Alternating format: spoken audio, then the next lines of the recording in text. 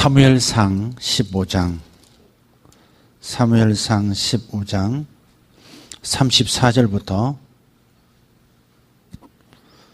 16장 3절까지 1절까지 먼저 보시고 2절 3절을 다음에 읽도록 하겠습니다. 함께 읽겠습니다. 사무엘이 이르되 너희는 죄송합니다.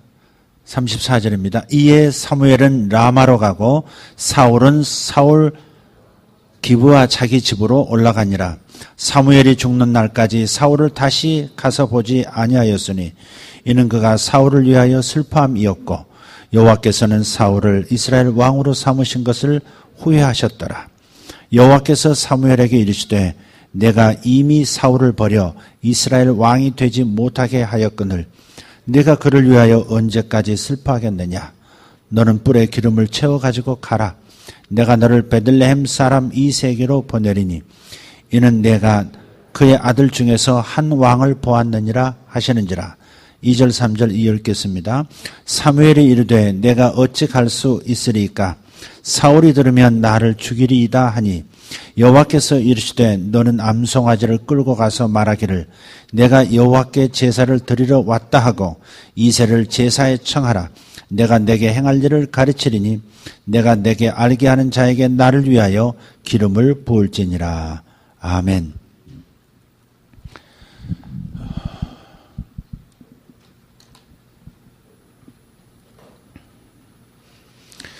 제가 재작년이었을까요? 좀 몸이 좀 특별하게 어디가 아픈 건 아닌데 이상하게 좀 약해졌다 그렇게 느낀 때가 있었습니다. 한동안이었습니다. 뭔가가 좀 힘들었던 것 같아요. 특히 바깥일이 힘들었던 것도 아니고 이상스럽게 내가 나이 들어가나? 그런 것을 느끼는 그런 연약함. 그래서 잠깐이었지만 노인들의 마음을 조금은 이해할 수 있을 것 같은 그런 시간이었습니다. 그 흐르는 세월의 센 물결에 몸을 가누지 못하는 노인들, 그냥 다리도 좀 두들겨야 일어나고 일어난 다음에도 허리를 조금 두들겨야 하고 남모르게 끙 앓는 소리 내면서 자리에도 앉고 아마 그런 정도 되면 이런 마음이 좀 함께 오겠구나. 몸이 약해질 때 마음도 쇠약해지는 것 같은, 아니 특별하게 눈물 나는 상황은 아니지만 조금은 서글픔이 함께 할 것 같구나 하는 것을 눈치챈 거죠. 그러면서 제 나이도 좀 돌아보면서 정말 얼마 남지 않았구나 하는 생각도 해봤어요. 그래서 그럴 때는 정말 노인이 되었을 때는 자식들이 조금이라도 돌아보는 것이 뜸해지면 더 마음이 외롭고 서글퍼지실 것 같다 하는 생각도 듭니다. 한번 우리 젊은 세대는 아직 젊다고 생각하는, 아직 나의 몸은 건강해 하는 분들은 노쇠함에 이미 접어드신 우리 부모 세대를 향해서 한 번쯤은 그들의 마음을 가늠해 보면서 한마디라도 또 잠깐의 시간이라도 좀 내어드리는 그런 시간들이 있었으면 좋겠다 싶습니다. 오늘 본문에 보면 사무엘이 많이 울죠. 사울이 왕이 된 지 얼마 되지도 않아서 하나님의 명령을 어겨서 40 초반에 하나님께서 나는 그를 이미 버렸다는 선언을 들었거든요.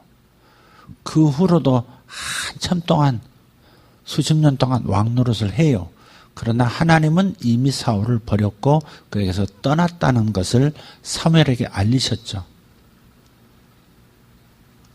그래서 하나님이 떠나셨다는 사실을 사울이 집권하는 동안에 이제 여러 가지로 경험하게 됩니다. 그러다가 마지막 결정적인 잘못을 또 하나 하죠.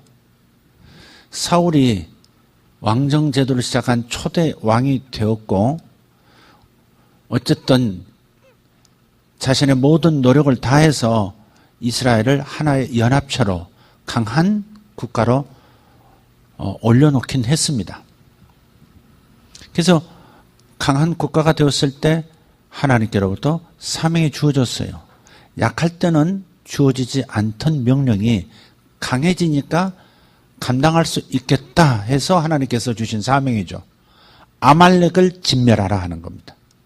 이 아말렉이라고 하는 인물들이 그때로부터 사울 시대로부터 약 400여 년 전에 모세가 이스라엘 백성들을 광야로 인도해 냈을 때 그 뒤만을 집요하게 추적하면서 뒤처져 따라오는 부녀자들, 병참 부대들을 급습을 해서 죽이고 잡아가고 탈취해간 정면 대결이 아니라 뒤에서 약자들만 골라서 게릴라전을 끊임없이 해왔던 그 아말렉 족속에 대해서 이제는 진멸하라. 그들이 소유한 것은 다 남에게서 뺏은 것이다. 비겁한 전쟁을 통해서 획득한 물건들이다. 그러니 다 진멸하라. 사람도 죽이고, 자, 구약이라고 말씀을 드렸어요. 이런 데서 믿음의 길을 헤매시면 안 됩니다. 구약이에요. 그래서 거기서 사람도 다 죽이고, 그리고 모든 물건도 다 태우라는 겁니다. 가축도 다 죽이고, 다 불사르라. 그 명령이 사울에게 떨어졌어요. 근데 이미 사울은 정권을 다 잡았고 하나님 없이도 굴러갈 수 있는 국가가 됐다고 생각하고, 그리고 자기의 사랑하는 후계자 아들에게 물려줄 수 있는 힘도 생겼다고 그렇게 생각하고 있을 때였기 때문에 그가 하나님의 명령을 사무엘을 통해서 듣긴 들었지만 완벽하게 실행하지 않은 거예요. 그래서 아말렉을 쳐서 승리를 했습니다. 왕 아각도 잡았고요. 이름이 아각이에요. 아각도 붙잡았어요. 그런데 아각을 죽이지 않습니다. 아각을 죽이지 않습니다. 왜냐하면 아각이 소유한 모든 것들을 다 사울에게 넘겨줬기 때문에 아각을 놔줬어요. 그리고 전부 도살하라고 했던 가축들은 비리비리한 것들은 다 죽이고 토실토실 값어치 나가는 그런 것들은 다 살려두고 자기 소유로 삼은 거예요. 그런데 그 전장의 끝 마무리를 하는 과정에서 사무엘이 그 전장을 찾아옵니다. 와서 보니까 벌써 상황이 다르거든요. 아니, 오기 전에 하나님의 감동에 의해서 이미 알고 있었겠죠. 아각 왕이 살아있고 죽이라고 했건만 적의 수교부터 죽여야 되는 건데 살려두고 좋은 것들 다 살아있거든요. 그래서 사무엘이 말합니다. 사울 왕이시여, 저 매매하는 소, 양들의 울음소리는 어찌 된 일입니까? 이 전쟁터에 웬 소와 양들입니까?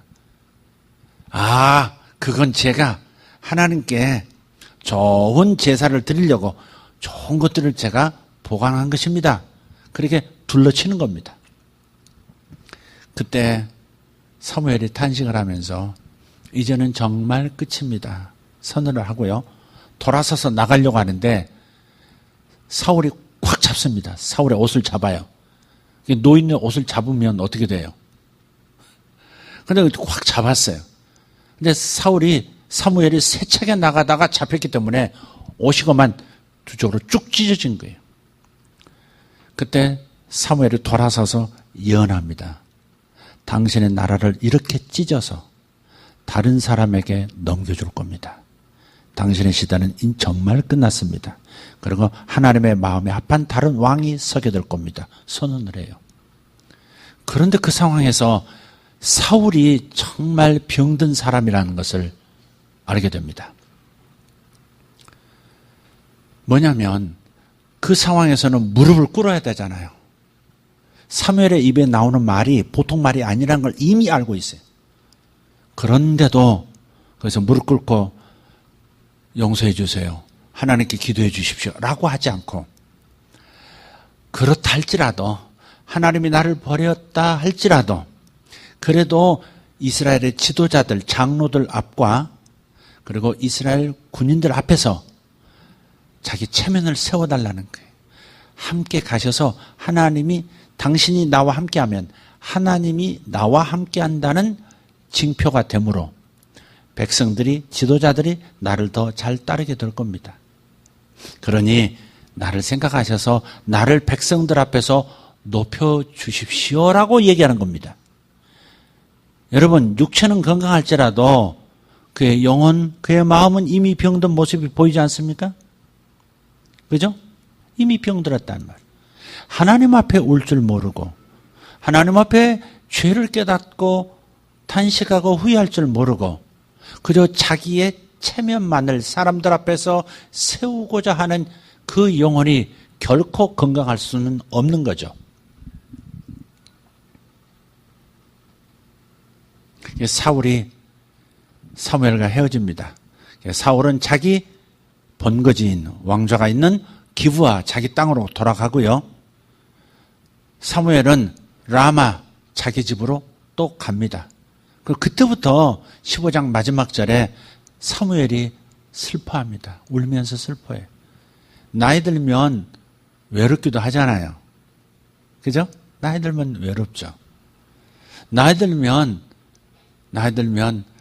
자신에게 남은 것은 미래의 희망찬 미래가 아니라 과거의 추억들만 남는 거죠. 근데 그걸 붙들고 살기에는 정말 외로운 것이 이제 노인인데 사무엘이 정말 노인이셨단 말이에요. 그냥 그가 슬피 울었다라고 하는 것은 날마다 울었단 말이에요. 오죽하면 하나님께서 갑자기 나타나셔서 말리실까? 내가 이미 그를 버려 왕이 되지 못하게 했는데 너는 언제까지 슬퍼하고 있을래? 하나님께서 울지 말라고 오셔서 말씀하시는 겁니다. 그러니까 단지 시대의 어두움이 이제 드리운다는 것을 보면서도 울었지만 또 자기가 아들처럼 사랑했던 자랑스러워했던 그 용모가 출중했던 키가 그렇게 컸었던 사울에 대해서 깊은 애정이 아직도 남아있는 거예요. 그래서 우는 겁니다. 특히 자기가 사랑하는 사람들, 사랑했던 자식 같은 사람이 노인이 되면 오히려 그들이 기다려지잖아요. 그런데 그럴 수 없는 관계가 됐다는 것이 너무 슬프고 가슴이 아픈 겁니다. 예. 그래서 사울이 그렇게 울고 하나님은 이제는 그만 울라고 만류하시고 그러면서 새로운 희망의 싹을 그에게 보여주세요. 내 이새의 집에 내 마음에 합한 새 왕을 보았노라. 이제 뿔에 기름을 가득 채우고 가서 그에게 기름 부어 왕이 되게 하라. 그렇게 말씀하세요. 그런데 그 다음 사무엘의 말이 현실을 보여주는 거예요. 16장 2절을 보면 사무엘이 이르되 내가 어찌 갈 수 있으리이까 사울이 들으면 나를 죽이리이다 하니 여호와께서 이르시되 너는 암송아지를 끌고 가서 말하기를 내가 여호와께 제사를 드리러 왔다 하고 그러죠. 자, 내가 만약에 새 왕을 지금 세우러 가는 낌새만 보여도 이미 선언했기 때문에 내가 누구에게 기름 부으러 가는 것처럼 보이기만 해도 나를 죽이려고 달려들 겁니다. 그만큼 많이 사울이 큰 거죠. 사무엘이 그를 발탁했던 거 아니에요. 근데 이제는 키운 사자 새끼가 자기를 잡아먹을 수 있는 힘을 갖춘 거죠. 그러니까 더 마음이 참담한 거죠. 얼마나 비참하겠어요. 영적인 아버지 그렇게 따랐던 젊은 청년이 이제는 자기를 죽일 수 있는 사람이 됐다고 하는 두려움. 그러니까 사울이 얼마나 공포 정치를 가지고 이스라엘을 다스렸는지 알 수가 있죠. 그야말로 공포 정치입니다. 다민족 국가는 되게 공안의 힘이 강합니다. 중국 같은 나라. 공안하면 무섭잖아요. 미국도 사실은 여러 민족들이 모여 있기 때문에 이 공권력의 힘이 막강하잖아요. 만약에 차에서 차를 세워요. 삐우삐우 서라고. 서면 손을 핸들 위에 두 손을 반드시 볼 수 있도록 올려놓으라 그러죠. 아래쪽도 아니고 위에다 이렇게 더 올려놔야 됩니다. 근데 이 영어를 잘 모르는 사람들, 한국에서 처음 간 사람들은 또 순경이 친근하잖아요. 경찰이 친근해요. 그러니까 또 문 열고 나와요 또. 그러면 굉장히 긴장하죠. 그래서 시키는 대로 핸들에 손을 올려놓고 기다리질 않으면, 그리고 안주머니에 손을 넣는다든지 혹은 고개를 내민다든지 문 열고 나온다든지 하면 바로 쏴버릴 법적 권한이 있단 말이에요. 항상 그러는 건 아니지만 그만큼 그냥 공권력이 강한 곳은 그런 여러 다민족이 이제 자리 잡고 있을 때 공권력의 힘을 막강하게 부여할 수밖에 없는 그런 면이 있는 거죠. 그런데 여기는 그런 나라도 아니에요. 사울 자신이 자신의 권좌를 지키기 위해서 사무엘도 죽일 수 있는 사람이 되어버렸다는 사실. 이것이 그때 당시의 현실이에요. 이게 왕정제도의 폐해가 벌써 나타나는 거죠. 그래서 이제 어떻게 하면 좋겠습니까? 저를 죽이려 할 겁니다. 하나님께서 전략을 주시는데, 그 베들레헴 지역에 가서 제사를 드린다고 소를 몰고 가라. 소를 몰고 가라. 그래서 그곳에서 번제하는 동안에 이새를 조용히 부르고 이새의 아들들을 불러서 밤에 그 중에서 내가 지시하는 그 사람에게 기름 붓고 떠나라는 것이죠. 후딱 해치우고 지금 나와 치고 빠지는 전략을 주신 거예요. 그래서 사무엘이 그제서야 갈 수 있는 겁니다. 자, 근데 거기 보면 첫 번째 아들이 누구예요? 다윗의 형제 중에 이새의 8아들 중에 첫 번째가 엘리압이에요. 벌써 압자가 들어가잖아. 뭔가 압도적인 그런 엘리압이 있는데 용모와 신장이 탁월하거든. 사무엘이 얘다 그렇게 생각한 거예요. 얘다. 사울보다 더 나을 것 같다. 얘다. 그런데 주님께서 곧바로 말씀하십니다. 용모와 신장을 보지 말라. 하나님도 상처 입었거든요. 용모와 신장에 누가 탁월했어요? 사울이 탁월했는데 어휴. 하나님도 후회하셨다 그렇게 기록을 기자가 이렇게 하고 있는데, 그런 상황으로 지금 진행되고 있는 것이 사무엘상 15장, 16장, 17장 이야기입니다. 여러분이 이제 이번 주간에 읽으셔야 할 성경의 분량이 사무엘상서, 사무엘하서까지 읽으셔야 합니다. 여러분이 이렇게 하시면 어떨까요? 이중으로 읽게 된다 하는 느낌이 있으시죠? 복잡하다 싶으시면 이렇게 하시면 좋겠어요. 지금 사무엘상을 읽어 나가고 있잖아요. 그거를 우리 이선두 장로님의 방법을 여러분에게 좀 권합니다. 장로님은 아침에 일어나셔서 바이블 타임을 한번 읽으신대요. 성경을 읽으시고 기도하시고, 그 다음에 점심 때 다시 꺼내셔서 한 번 더 읽으신대요. 그리고 저녁에 한 번 더 읽으신대요. 그러면 1년 3독하게 되는 거예요. 신통치 않습니까? 장로님이 섭섭해 하십니다. 1년에 3독하는 겁니다. 이해되시죠? 그러니까 한 번 보고 딱 가는 것보다 잊어버리기 전에 다시 한 번 보는 거죠. 그리고 다시 남은 것을 굳게 하는 방식으로 저녁에 한 번 더 읽는 거죠. 이 방식 괜찮은 것 같아요. 그래서 1년 1독은 너무 약하다. 1년 3독 해야 되겠다. 그렇게 하시면 되겠어요. 예. 따로 시간 내서 1독하고 또 돌리고 그거 쉽지 않은 일입니다, 사실은. 그러니까 여러분이 그 방식을 하시면 큐티를 더 깊게 할 수 있고요. 성경도 놓치지 않고 머리에 마음에 담을 수 있겠다 싶습니다. 자, 그렇게 하시면 되겠어요. 자, 다시 오늘 말씀으로 돌아와서 한번 신약 성경에 나오는 이야기와 한번 좀 비교해 봤으면 좋겠습니다. 사람의 건강도에 관한 겁니다. 오늘 설교 제목을 굳이 정하라면 그대는 건강하신가 하는 거예요. 그대는 건강합니까? 그대는 정말 건강합니까? 몸이 건강하다고 건강한 것만은 아니죠. 예.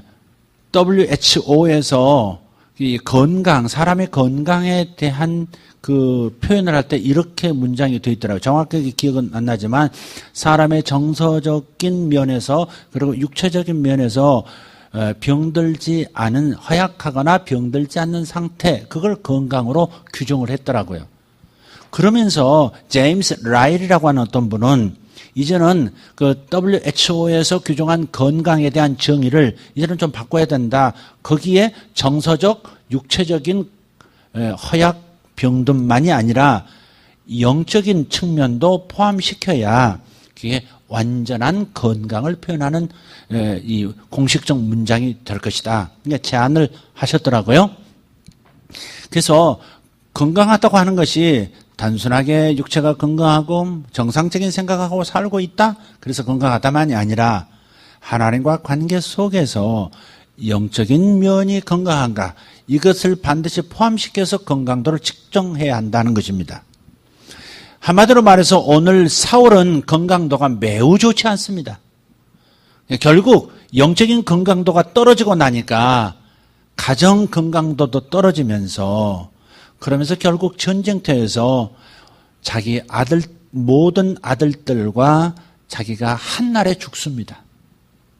한날에 죽습니다. 그리고 자기는 아직 끊어지지 않는 목숨을 적에게 넘기고 싶지 않아서 그냥 칼을 가슴에 품고 그 앞에 쓰러져서 죽습니다. 자살을 하는 거죠. 그래서 마지막이 참 안타까운, 그것을 미리 예측하고 있었던 사무엘이야말로 얼마나 많은 세월을 슬픔 가운데 보냈을까 싶은 생각이 들어요.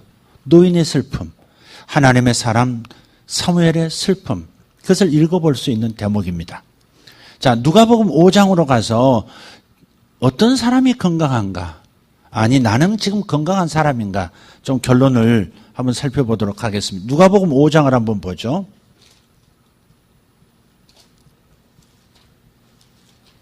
누가복음 5장 27절부터 32절입니다. 같이 읽겠습니다. 그 후에 예수께서 나가사 레위라 하는 세리가 세관에 앉아 있는 것을 보시고 나를 따르라 하시니 그가 모든 것을 버리고 일어나 따르니라. 레위가 예수를 위하여 자기 집에서 큰 잔치를 하니 세리와 다른 사람이 많이 함께 앉아 있는지라. 바리새인과 그들의 서기관들이 그 제자들을 비방하여 이르되 너희가 어찌하여 세리와 죄인과 함께 먹고 마시느냐. 예수께서 대답하여 이르시되 건강한 자에게는 의사가 쓸데없고 병든 자에게라야 쓸데있나니 내가 의인을 부르러 온 것이 아니요 죄인을 불러 회개시키러 왔노라. 아멘. 잘 아시는 얘기죠? 여기 레위 세리입니다. 그때 당시에 이구동성으로, 어른부터 애까지 이구동성으로 죄인들 하면 떠올리는 사람이 두 종류입니다. 하나는 세리, 하나는 창기, 몸 파는 사람. 요즘은 여자만 몸 파는 사람 있는 게 아니고 남자도 몸 파는 창남도 있더라고요. 의외로 많은 것 같아요. 그런데 이 세리는 여러분 아시다시피 세금쟁이거든요. 그런데 오늘날에 국세청에 있는, 세무서에 있는 분들하고는 달라요. 이 사람들은 로마의 식민지 상태에 있었기 때문에 로마가 세금을 걷어가는 액수가 있어요. 그 액수를 채워야 돼요. 그럼 그 액수만 걷는 것이 아니라 이제 보통 하청업자로서 유대인을 사용합니다. 그러니까 특별하게 고용한다기보다도 어떤 회사들이 있는 거예요. 이런 회사들. 사설 회사들을 통해서 세금 걷는 일들을 하는 겁니다. 그런데 이 레위도 세금쟁이로서 로마가 원하는 세금을 인구 머릿수대로 이렇게 그 지역의 머릿수대로 걷어서 상납을 해야 되는데 로마가 원하는 것만 상납하는 게 거두어 드리는 게 아니라 자기들 목까지 덧붙여서, 그러면 50세겔을 내야 되면 100세겔을 불러서 100세겔을 가져다가 50은 상납하고 50은 자기가 착복하는 거예요. 그렇게 해서 부자가 되어 가는 거예요. 오늘날로 말하면, 우리식으로 말하면 일제시대 때 일본놈 앞잡이 했던 매국노 정도로 생각하시면 돼요. 나쁜 놈들이잖아요, 우리 입장에서는. 그때 당시 얼마나 이를 갈는 사람들이 많았어요? 매국노들. 순사도 아닌 것이 순사인 척, 순사 꼬붕들이 이러면서 이제 막 했던 대상들이 그 사람들이죠. 지금 세리가 그런 사람이거든요. 근데 이런 세금, 레위라고 하는 이 세금쟁이가 하나님 나라의 제자가 됐다고 하는 것은 굉장히 뭐랄까 의미심장한 이야기가 배경에 많은 거죠. 그냥 레위를 쳐다보고 나를 따르라 그러니까 금방 따라왔다 단순하게 읽어서는 안 되죠. 레위가 예수님을 처음 봤을까? 레위가 일면식도 없는데 따르라 하니까 얼굴에서 나는 광채를 보고 자기도 모르게 홀려서 일어나서 쫙 따라왔을까? 그러지 않죠. 하나님 그렇게 하시는 분이 아니거든요. 인격적인 결단, 고심 이 모든 것을 통해서 주님을 따르기로 선택하는 그런 사람들을 주님 제자로 받으셨죠. 사실 예수 믿는다는 것은 그분을 따르는 것이죠. 예수 믿는다와 예수님을 따른다를 구분하시면 안 돼요. 예수님을 따르지 않으면 예수님을 안 믿는 겁니다. 그죠? 여러분은 예수님을 따르고 계신가요? 예수님을 따른다는 말은 그분의 말씀을 그대로 따라가는 사람이 예수님을 따르는 건데 가시적으로 보이는 분이 아니잖아요. 그분을 따른다는 게 뭐예요? 그분의 말씀을 그대로 지켜 행하는 거죠. 예수님이 말씀하신 오늘의 아침에 그 말씀처럼 우리가 그렇게 따라가는 사람이 예수를 믿는 거죠. 어떻게 보면 가짜가 많을 수 있다 하는 거죠. 따라가야 하는 겁니다. 믿음이 행함으로 나타날 때 그 믿음이 산 믿음이고 진짜 믿음이죠. 그러니까 행동이 없으면 그 믿음을 증명할 방법이 없는 거예요. 그래서 여러분 예수님을 따르셔야 하는 겁니다. 따르셔야 하는 거예요. 레위가 따랐다고 하는 것은 예수를 믿었다는 것이죠. 사실 팔자 고친 사람이죠. 매국노가 유명한 랍비의 제자가 됐다고 하는 거. 사람은요 자기 인생에 꿈들이 있잖아요. 꿈들이 다 이루어지는 것도 아니에요. 꿈이 이루어지는 사람들은 많지가 않아요. 자기가 바라는 대로 인생을 사는 사람이 흔하지가 않습니다. 나머지는 처져요. 처진다고요. 그러면서 자기가 원치 않은 삶을 살고 있는 사람들이 많죠. 그중에서 밑바닥으로 떨어지는 그 도시의 뒷골목에 생선 비린내를 맡으면서 살아가는 그런 종류의 사람이 레위란 말이에요. 그러니까 꿈이 있었던 사람이 하나님의 말씀을 가지고 어쩌면 이스라엘의 지도자가 되고 싶어하는 마음이 있었을지 몰라요. 그래서 랍비의 선택을 받고 그의 제자가 되면 인생이 달라지는 거거든요. 그런데 그는 선택받지 못했던 거죠. 너는 돌아가서 네 직업을 가지고 살아라. 그렇게 했던 사람이 레위란 말이에요. 그러다 보니까 아주 밑바닥 인생으로 간 거죠. 돈을 모으면 이것으로서 자기 인생의 보상을 받는다 생각하고 욕을 먹으면서도 돈을 모으는 사람이 되어버렸어요. 그러다가 정말 인기 있는 그때 당시 가장 인기 있는 군중을 막 몰고 다니는 랍비 예수님으로부터 나를 따르라. 이 말은요 굉장한 프로포즈인 거죠. 일면식 없었어도 어쩌면 따랐을 겁니다. 사실은. 그만큼 예수님의 이름이 온 도시를 휩쓸었거든요. 레위가 따라가요. 그러고 나서 자기의 재력을 동원해서 전도 잔치를 엽니다. 그러니까 세리들을 자기 동료들을 전부 자기 집에 초청해서 전도 잔치 예수님 모시고 자기가 변화된 간증도 하면서 니들도 한번 같이 가자 뭐 이런 초청 잔치를 한 거예요. 그게 소위 말하는 매튜스 파티입니다. 마태의 파티, 마태의 잔치예요. 그러니까 여기 레위가 누구냐면 마태복음을 쓴 마태예요. 예수님의 이 복음서의 신약성경의 첫 번째 책을 쓴 사람이 바로 레위입니다. 다른 이름이 마태예요. 마태.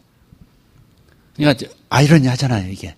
와, 이런 사람이 신약성경의 첫 번째 책을 쓴 그것도 방대한 분량을 복음서 중에 가장 긴 분량을 쓴 마태란 말이에요. 그러니까 인생은 전반부만 보고서 판단할 일이 아니에요. 인생은 절대 전반부만 보고 판단을 해요. 하나님께서 나를 따르라 콜링하시면 다른 인생 살 수 있습니다. 아멘입니까? 희망을 가지십시오. 여러분 자신에 대해서 희망을 가지시고 우리 자녀들에 대해서 하나님의 선택하심이 어느 순간에 나타날지 모르거든요. 그래서 여러분 기도를 열심히 하시고 낙심하지 않으셨으면 좋겠어요. 자식을 위해서 기도하는 사람이 낙심하거든요. 기도 안 하면 낙심도 안 해요. 하나님에 대한 낙심이 없어요. 기도한 게 없으니까. 기대한 게 없으니까. 기다린 것도 없으니까. 그러나 기도한 사람은 낙심해요. 그래서 누가복음 18장에 항상 기도하고 낙심하지 말 것은 그런 거예요. 하나님에 대해서 낙심하고 삶에 낙심하는 사람은 되게 기도하는 사람들이에요. 여러분이 기도하는 분들이라면 절대 낙심과는 거리가 멀어야 돼요. 사실은 낙심을 자꾸 버리면 된다고 아니에요. 낙심을 다시는 헤엄쳐 나올 수 없는 동해바다 깊숙한 곳에 보냈는데 내가 내 집 돌아오기 전에 내 침대에 먼저 와 있어, 낙심이. 잊어버리려고, 낙심 안 하려고 해도 낙심은 항상 찾아든다는 얘기죠. 낙심을 품고 가는 것도 괜찮아요. 낙심할 수 있다. 낙심할 수 있다. 하나의 낙심을 소화해버리면 다른 낙심이 자리를 차지할 틈이 없잖아요. 좀 묘한 표현이긴 한데, 그냥 그럴 수 있다는 거죠. 레위가, 이 마태가 예수님의 제자가 됐고, 전도 파티를 열었고, 거기에 많은 사람이 왔는데, 문제는 그 잔치 자리에 불청객들이 끼어든 거예요. 누구예요? 바리새인과 서기관들이에요. 서기관은, 그때 당시 서기관은 책들을 전부 필사해서 쓰는 거잖아요. 책을 어느 정도 읽어야 이 서기관이 되냐면, 높이 자기 키만큼, 길이 자기 키만큼, 폭 자기 키만큼의 정방향의 책을 그 정도 읽어야 서기관이 될 수 있다. 그게 이제 서기관에 관한 고대의 얘기예요.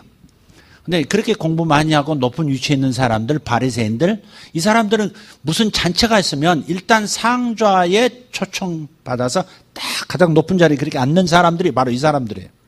근데 이 사람들이 예수님과 세리들이 지금 식사하고 있는데 와서 시비를 거는 겁니다. 왜 쟤들하고 밥 먹어? 이러면서 시비를 걸어요. 먹을 때는 개도 안 건든다는데 와서 밥 먹고 있는데 지금 가서 시비를 거는 거예요. 왜 니네 선생은 왜 죄인과 식사를 하느냐 이렇게 묻는 거예요. 그때 이제 주님께서 하시는 말씀이 바로 그 유명한 말씀, 31절, 건강한 자에게는 의사가 쓸데없고 병든 자에게라 쓸데있나니. 자, 어떤 사람이 건강한 사람이에요? 이 문맥상 어떤 사람이 건강한 사람이에요? 바리새인, 서기관 건강한 사람들이에요. 의사가 필요 없는 사람들. 그러면 여기서 병든 사람은 어떤 사람이죠? 거기 잔치의 주인공들 세리, 죄인들이에요. 이 사람들이 병든 사람이에요. 근데 예수님께서 하시는 말씀은 건강한 자에게는 의사가 쓸데없고 병든 자에게 쓸데있나니 내가 의인을 보러 온 것이 아니요 죄인을 불러 회개시키러 왔노라. 그렇게 말씀하시지만 뉘앙스가 좀 이상해요. 여러분 이런 말 있죠. 잘 논다, 잘 논다. 좋은 말이에요, 나쁜 말이에요? 좋은 말이죠. 잘 논다, 좋은 말이에요. 근데 이걸 약간 뉘앙스를 바꾸면 전혀 다른 말 되죠. 잘 논다. 지금 주님께서 비꼬시는 거죠. 그래, 니들 볼 때 얘들이 지금 병든 자야. 죄인이니까 병든 자야. 니들이 건강한 자지. 맞아, 죄가 없다고 하니까. 그렇지만 사실은 누가 건강한 자고 누가 건강하지 못한 자냐 이거죠. 주님께서 참 이상해요. 주님께서 사람들을 치료하시고 제자로 부르시고 그의 인생을 바꾸실 때는 예배당에서 그 성전에서 보다도 요 식탁 교제 자리에서 일들을 많이 하세요. 사역을 많이 하세요. 그냥 편안한 자리에서 밥 먹으면서 밥 먹고 나면 전부 눈물 뚝뚝뚝 흘리면서 자상 바치고 가난한 자에게 나눠주고 주님 따르겠습니다. 이런 사람들이 나와요. 삭개오. 밥 먹다가 그러잖아요. 밥 먹다가 내 재산의 절반을 가난한 자들에게 주겠사오며 내가 남에게 뺏은 것이 강제로 혹은 간접적으로 뺏은 것이 있다면 4배로 갚겠습니다. 진짜 회개가 일어나는 게 밥상머리에서 일어난 일이죠. 지금 레위도 그런 거예요. 레위의 잔치에서 지금 굉장한 역사가 일어나고 있는 중이에요. 그래서 여러분 생각해야 돼요. 여러분 예배의 자리에서만 치유가 일어나는 게 아닙니다. 예배의 자리보다 오히려 먹고 마시는 그 자리에서 깊은 치유가 일어납니다. 먹고 마실 때 먹고 마시는 것만 있지 않잖아요. 거기엔 대화가 있잖아요. 보이지 않는 교제가 있는 거예요. 거기에서 진짜 깊은 치유가 일어납니다. 가족이 왜 강하게 해요? 저녁이면 돌아와서 상처 입은 그 마음을 밥을 먹으면서 치료받는 장소거든요. 그래서 다음날 벌떡 일어나서 가는 거죠. 그러니까 식탁이라고 하는 것은 단지 먹고 마시는 데만 있는 게 아니에요. 교회도 마찬가지입니다. 여러분들이 우리 여성분들 지금 토요일이면 일찍 오셔가지고 아침부터 오후까지 음식 준비하세요. 여러분 오늘 또 비빔밥 받으셨어요. 한 그릇 후딱 10분이면 해치울 수 있는 밥이에요. 그러면 그게 간단하게 마련된 게 아니라고요. 미리 오셔가지고 다 채 썰고 고추장 다 양념해서 이렇게 만들고, 양념도 그냥 나오나요? 뭐 여러 가지 소스 만들어가지고 이렇게 하고 많은 준비가 필요해요. 근데 우선 만드시는 분부터 여러분 이걸 중요하게 생각하셔야 돼요. 예배의 자리에서 하나님의 역사도 있지만 밥 먹는 그 자리에서 주님은 많이 역사하셨다. 그러니 이건 기도의 군불이 필요하다. 그냥 일하러 오지 마시고, 그냥 일하지 마시고 군불 떼셔야 합니다. 기도의 양념, 축복의 양념을 여러분이 일하시면서 만들어야 되는 거예요. 졸더라도 이 말은 들으세요. 음식 잘하는 아무개 권사님. 졸리우시더라도 이 말은 들으셔야 돼. 그러니까 식탁 교제라고 하는 것이 하나님의 사역의 중요한 현장이라는 걸 꼭 기억하고, 그래서 여러분이 멀리서 오셔서 토요일날, 주일날 오는 것 말고 토요일날 오셔서 음식 준비하시는 거, 청년들도 열심히 그렇게 동참하기도 하더라고요. 그거 보통 일 아닙니다. 나는 상급이 크다고 믿습니다. 주님은 예루살렘 성전에서 변화를 일으키신 사람보다도 식탁에서 변화를 일으킨 사람들이 너무 많거든요. 그래서 주님께서 최후의 만찬도 어디서 볼래? 최후의 만찬도 식탁 아닙니까? 거기에서 기독교의 역사 속에서 가장 중요한 선언을 하시잖아요. 이제부터 유월절 잔치는 새 것으로 바꾼다. 패턴을 바꾸는 엄청난 변화를 선언하신 거죠. 이제부터는 어린 양의 고기를 먹는 게 아니고 어린 양의 피를 흘려서 하는 게 아니라 바로 내 피를 마시고 내 살을 먹음으로써 영생을 얻는 역사가 지금부터 시작이다. 그 유명한 선언을 하시는 것이 식탁이었단 말이에요. 그러니까 우리 여성분들 정말 고생 많이 하시는데요. 즐거움으로 하십시오. 즐거움. 왜? 이것은 하나님의 역사를 준비하는 거니까. 그래서 음식을 잡술 거예요. 그래서 제가 여러분이 너무 힘들 수 있다는 생각을 하기 때문에 그냥 식사를 없애고 그냥 뭐 비싸지 않으니까 내려가서 드시고, 아니면 뭐 이렇게 뭐 할까? 사람 사서 뭐 이렇게 국수라도 해서 이렇게 팔면 어떨까? 1,000원이라도 받고 이렇게 하면 어떨까? 별 제안들은 많았습니다만은 아니다. 그런 것이 뭐냐면 그런 식사를 준비하고 그 정성스러운 식사, 기도가 담긴 식사를 나눌 때 성령께서도 역사하신다는 거죠. 만약에 우리 교회 이만한 규모에서 식탁 교제가 사라지면 굉장히 힘을 많이 잃을 겁니다. 언뜻 생각해도 많이 뿔뿔이 흩어질 거예요. 그러나 그것보다는 더 깊은 의미가 있어요. 주님은 식탁에서 사람을 치유하시고 변화를 시키신다는 거죠. 그래서 준비하시는 분들 정말 귀한 일을 하고 있다고 생각하고요. 믿음으로, 기쁨으로, 즐거움으로 감당해 주시면 고맙겠습니다. 그리고 그 배가 부른 상태에서 그 다음에 말씀의 잔치, 바이블 타임을 가지고 설교 말씀을 가지고 나누기 시작할 때 그때 진짜 치유가 일어나는 거죠. 예배 시간에 일방적으로 듣는 메시지, 그리고 성령이 역사하시는 것도 하나님의 역사가 있지만, 그러나 자신의 삶을 나누고 다른 사람의 삶을 함께 마음으로 걸머지고 이해하고 공감하면서 나가는 이 식탁의 현장이야말로 주님께서 깊숙하게 역사하실 수 있는 현장이니까. 그래서 여러분이 점심 식사하시는 것과 그리고 점심 후에 서로 목장에서 목장별로 말씀을 나누는 것, 이거 귀중히 여겨주셨으면 좋겠어요. 그래서 규정이 있어야 합니다. 말씀을 중심으로 대화를 나눠야지. 말씀은 덮어놓고 잠깐 설교 얘기하고 그 다음에 하고 싶은 얘기만 쭉 해버리면 끊임없이 마이크 잡는 사람은 계속해서 마이크 잡을 거고, 그리고 끊임없이 하소연하는 인생으로 계속 보여질 겁니다. 그러니까 말씀을 나누는 현장, 말씀 속에서 내가 변화되고 그 다음에 내가 변화되는 모습을 상대가 읽고 나도 더 깊이 변화되기를 갈망하도록 만드는 간증의 현장들 되어주도록, 좋은 간증이면 좋은 간증대로, 실패의 간증이면 실패의 간증대로 나누는 것이죠. 다시 돌아와서 좀 정리하자면 이런 얘기입니다. 여기 바리새인이 밥 먹을 때 와서 시비 걸었잖아요. 왜 시비 걸었을까 생각해 보셨어요? 첫째, 자기들이 먼저 초청받아야 할 대상이고, 두 번째, 초청받으면 무조건 상좌에 앉혀야 하는데 상좌에 앉히기는커녕 초청도 안 했단 말이에요. 그러니 기분 나쁜 거죠. 아니, 이 동네에, 이 도시의 어른을, 이 도시의 석학들을 초청하지 않다니, 이 권세자들을 부르지 않다니, 이놈들은 웬 쌍놈들인가, 이런 거죠. 그래 와서 시비 거는 겁니다. 왜 죄인하고 밥 먹냐? 근데 주님은 보시면서 사실은 비꼬시는 거죠. 니들이 건강하고 얘들이 지금 건강하지 못한 병든 사람 같으냐? 내 보기에는 그렇지 않다.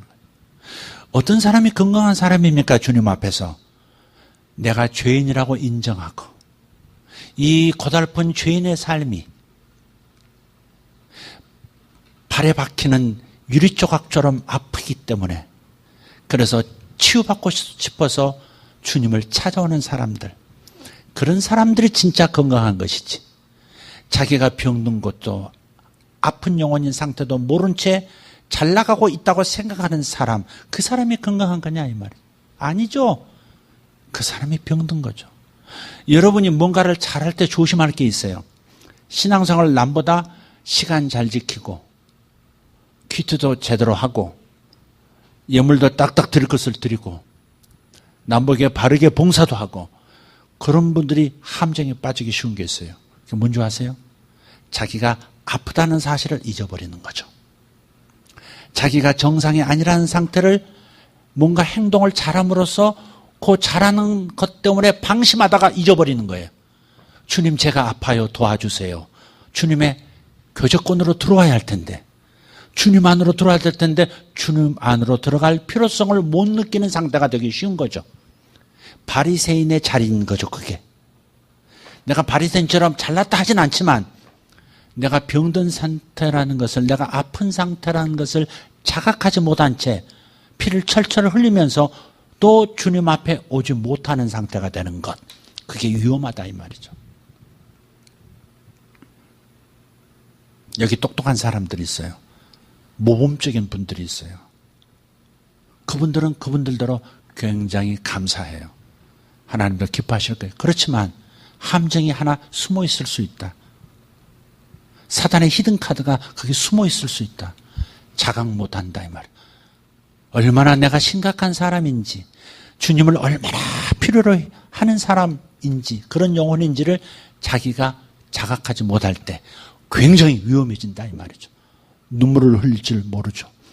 아픔을 모르니까 주님을 찾을 필요가 없는 거예요.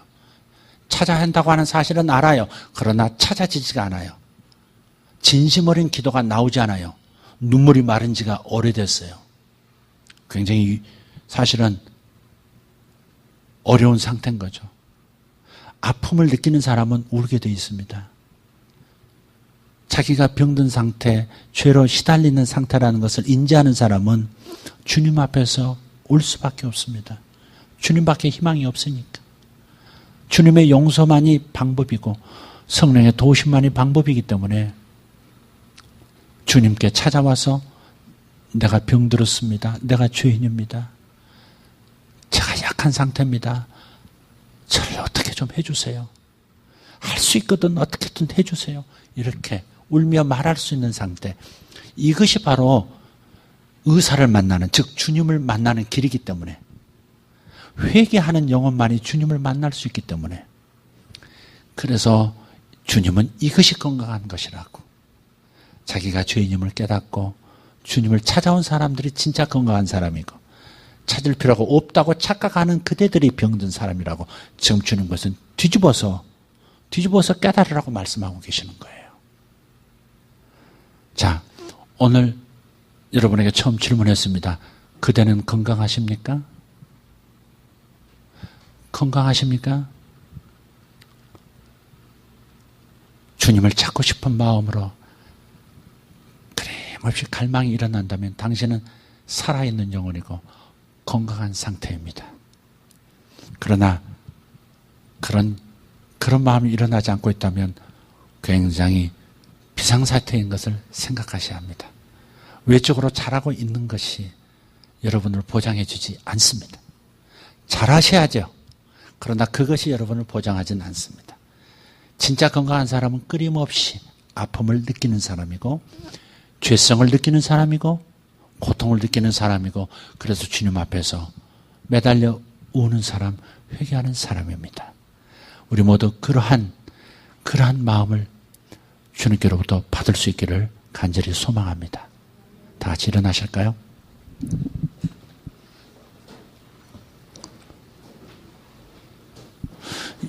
당신은 바리새인입니까? 서기관입니까? 아니, 당신은 지금 세리와 창기와도 같은 죄의 아픔 때문에 주님을 찾는 사람입니까? 인생살이 속에서 끊임없는 아픔이 나를 괴롭히고 있다고 느끼고 주님께 날마다 찾아 나가고 싶은 그런 사람입니까? 그 반대입니까? 오늘 주님 앞에 구하십시다. 주님, 저의 건강을 되찾게 도와주십시오. 주님, 저의 건강을 잃지 않도록 도와주십시오. 이 눈물이 마르지 않도록 주님을 향한 아픔에 찬 호소가 멈춰지지 않도록. 주님, 제가 죄에 시달리고 있습니다. 주님, 나를 도와주십시오. 지금 내가 죄를 짓고 있지는 않지만 그러나 나는 언제든지 죄 가운데 휩쓸려 갈 수 있는 너무나도 연약한 사람이기에 주님 앞에 내 몸을 보이고 내 영혼을 보이고 주님의 옷자락을 붙들 수밖에 없는 사람입니다. 여러분, 이 고백이 우리에게 있기를 소망합니다. 이 시간 기도하십시다. 우리 주님을 향해서 기도하십시다. 주여, 제가 여기 있습니다. 주여, 제가 여기 있습니다. 나의 영적 건강도 매우 중요하지만 나의 가족들의 영적 건강도 주님 도와주셔야만 되겠습니다. 여러분, 자녀를 믿음으로 끌고 여러분의 거룩한 상상 속에서 자녀를 여러분을 끌고 자녀들과 함께 무릎을 꿇고 기도하는 시간 되었으면 좋겠습니다. 이 자리에 비록 내 자녀가, 내 사랑하는 사람들이 와 있지 않지만 그러나 여러분의 거룩한 상상을 통해서 자녀가 옆에 있다고, 여러분 가족이 옆에 함께 있다고 생각하고 함께 무릎 꿇어 하나님 앞에 기도하는 시간, 마음의 무릎을 꿇는 시간 되기를 소망합니다. 주님, 역사하여 주시옵소서. 주님, 성령으로 덮어주시옵소서. 오늘 말씀을 통해서 하나님 자각이 일어나게 도와주십시오. 내가 정상이 아니라는 것, 눈물 마른 지가 오래되었고 목마른 사슴인데도 목마른 줄도 모른 채 그저 사막 한가운데를 통과할 수 있는 것처럼 걸어가고 있는 이러한 연약한 상태입니다. 위험한 상태입니다. 주님, 나를 돌봐주십시오. 내게 자각이 일어나게 도와주십시오. 아버지, 시냇가를 찾을 수 있는, 시냇가에 뛰어들 수 있는 목마른 사슴이 되도록 주님 역사하여 주시옵소서. 이 시간 기도하겠습니다. 다 같이 주님 앞에 손을 드십시오. 주님, 제가 여기 있습니다. 주님, 제가 여기 있습니다. 할렐루야. 하나님, 기름 부어 주십시오. 하나님, 내가 건강한 영혼입니까? 나는 정말 건강합니까? 아버지, 나 자신에게 묻습니다. 너는 문제가 없느냐? 너는 살아있는 영혼이냐? 주님을 지각하고 있느냐? 내 영혼을 지각하고 있느냐? 주님 묻습니다. 할렐루야.